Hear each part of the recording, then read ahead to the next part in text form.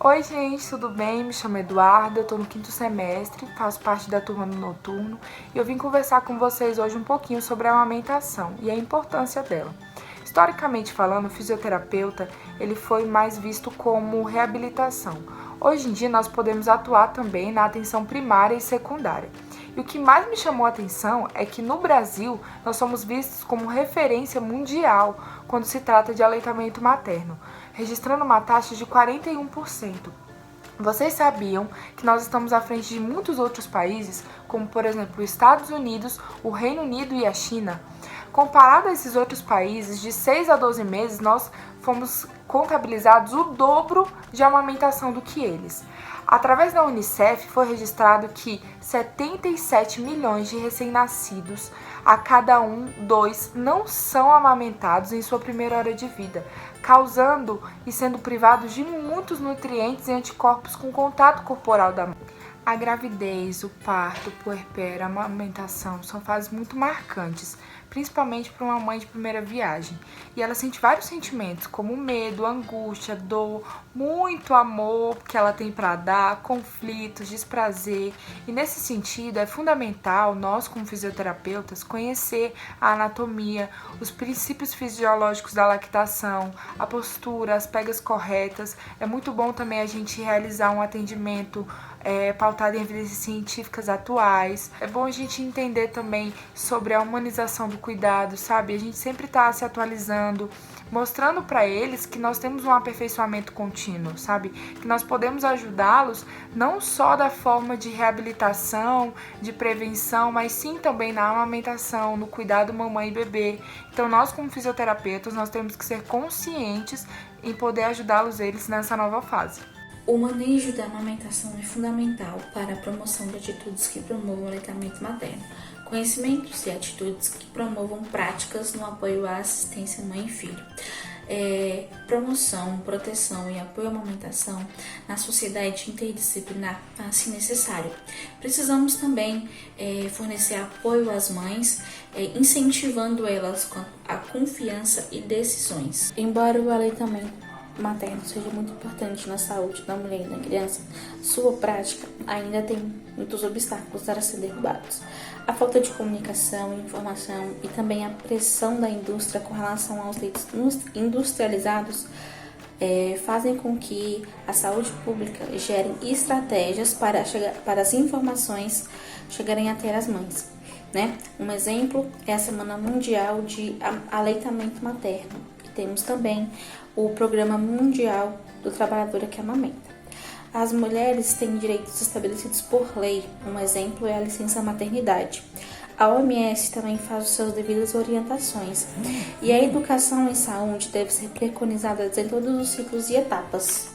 Os benefícios do leite materno, eles podem reunir atributos nutricionais e esse mesmo leite, ele pode mudar sua composição conforme o crescimento do bebê. Alguns dos benefícios que esse leite traz é a diminuição dos riscos de infecções na infância, desnutrição e também o índice de mortalidade. Esse leite vai auxiliar em respostas mais rápidas às vacinas e à deglutição, também acionando o sistema imunológico para a criança ter uma vida mais saudável. Ela também vai impedir doenças crônicas como a diabetes do tipo 1, doenças cardiovasculares e a obesidade, e não menos importante, proporcionar um crescimento e desenvolvimento neuropsicomotor, social e cognitivo.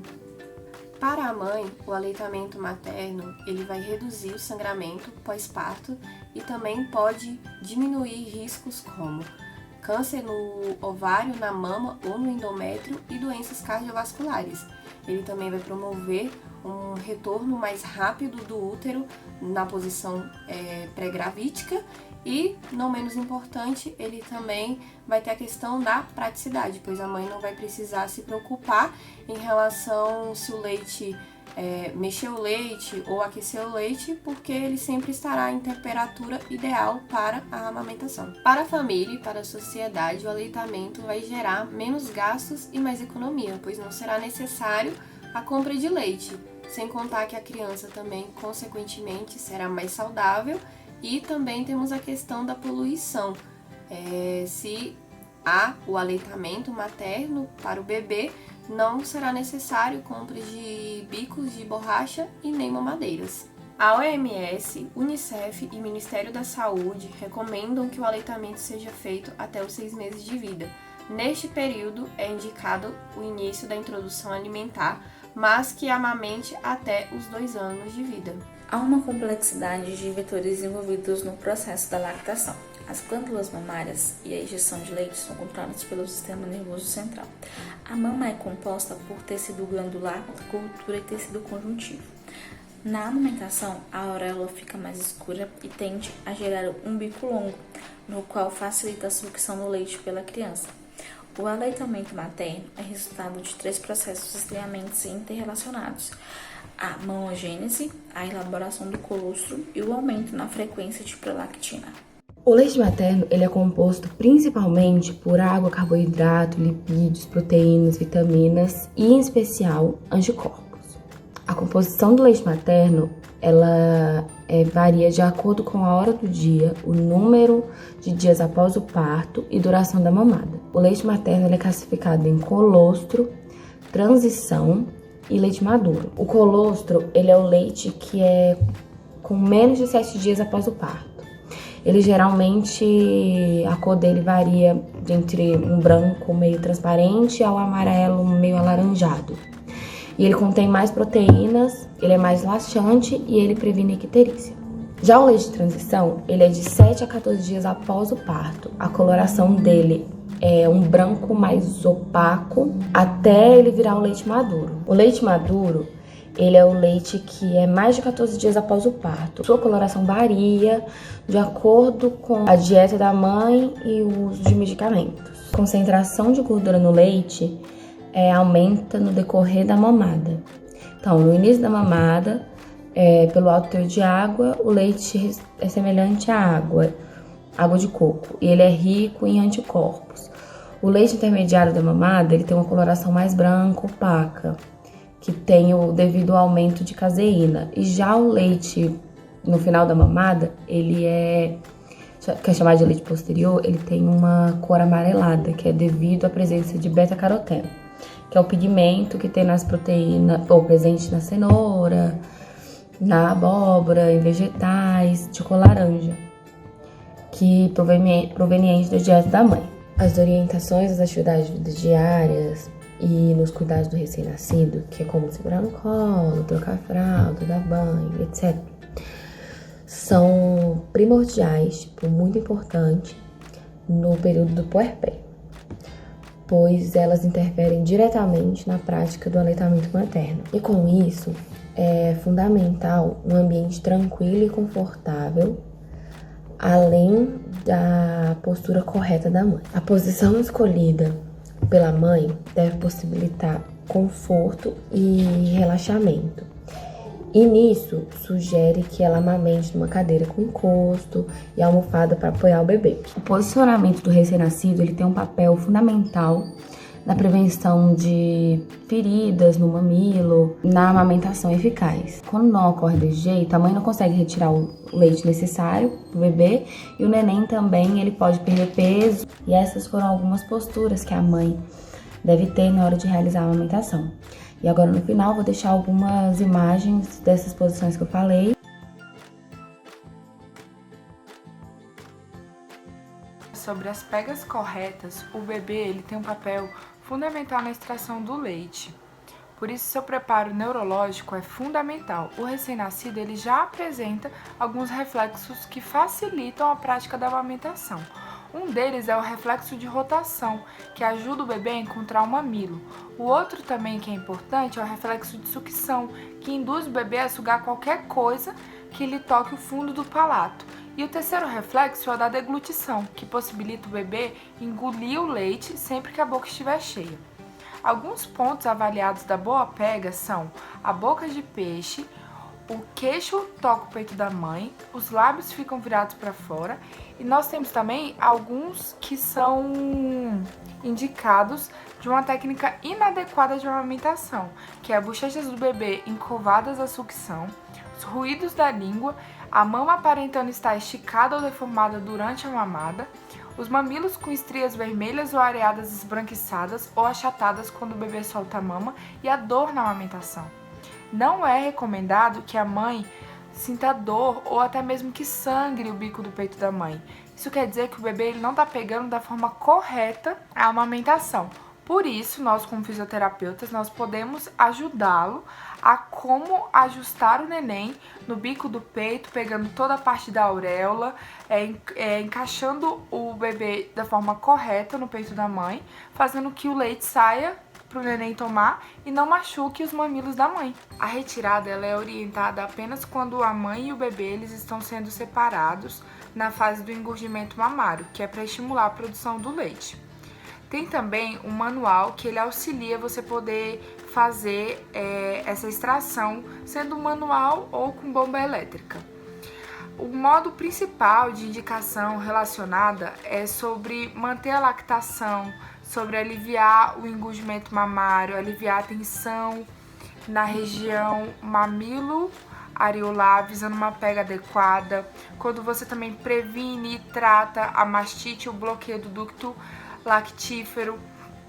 Tem orientações sobre a ordenha que são muito importantes nós fisioterapeutas sermos conscientes, que é sobre evitar conversas durante o ato, lavar a mão ou fazer uso de luvas, estar confortável com o corpo levemente para frente, desprezar os primeiros jatos de leite, alternar entre a mama quando tiver o fluxo menor.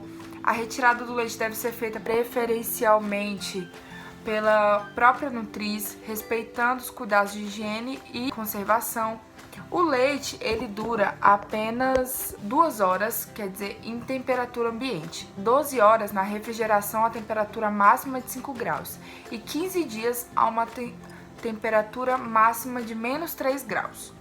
Então, sobre todos esses cuidados, nós temos que ser conscientes, nós temos que aprender e sempre estar se atualizando cada vez mais sobre a amamentação, as pegadas, como que retira, como que armazena. Isso é muito importante para nós como fisioterapeutas. Quando o aleitamento materno é preciso ser interrompido, seja de forma temporária ou permanente, o melhor método é a alimentação no copinho.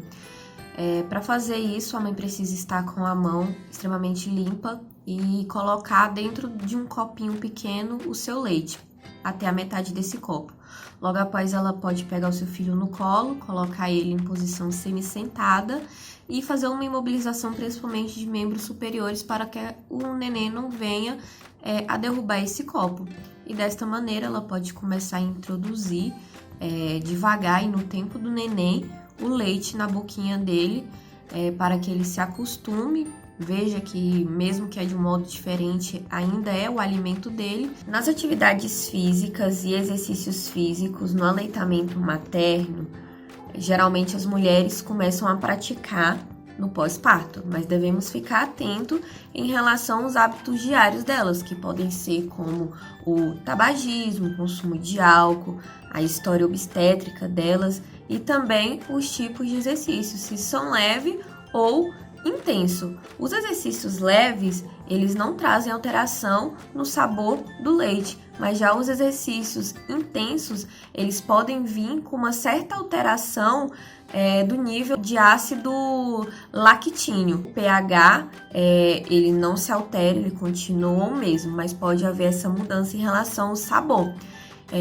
Sendo assim, é recomendável que a mãe amamente antes do treino e somente 1 hora após o treino, para que não haja alterações na composição da aceitação desse leite. Já em problemas relacionados à amamentação, a mamãe ela não pode amamentar seu filho até que o seu caso seja avaliado por um médico, pois pode ser que a mãe tenha uma doença infecciosa, sendo assim passando para o seu bebê pelo aleitamento, né?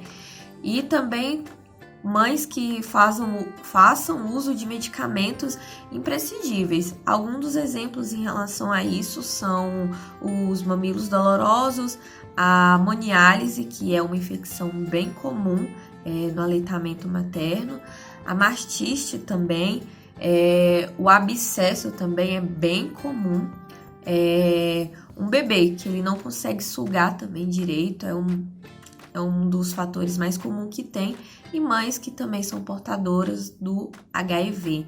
E é muito importante todas as mães seguirem as recomendações dos médicos, pois uma vez que a gente não segue o protocolo, o nosso quadro clínico, não só nosso, mas como de um bebê que pode ter pego uma infecção ou uma doença como HIV, podem se agravar consecutivamente.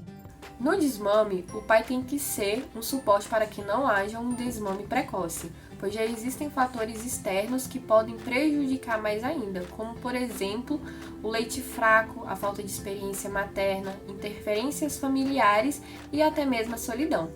O segredo para ocorrer um desmame bem-sucedido é a relação de amamentação entre a mãe e o seu filho. Quando essa relação ocorre da maneira devidamente correta, o neném começa a procurar menos a mãe durante o dia e assim ocorre o desmame gradual, como deve ser feito. Tendo em vista toda a explicação no decorrer do nosso trabalho, podemos concluir que o aleitamento materno é essencial tanto na vida de uma mãe quanto na vida do seu bebê.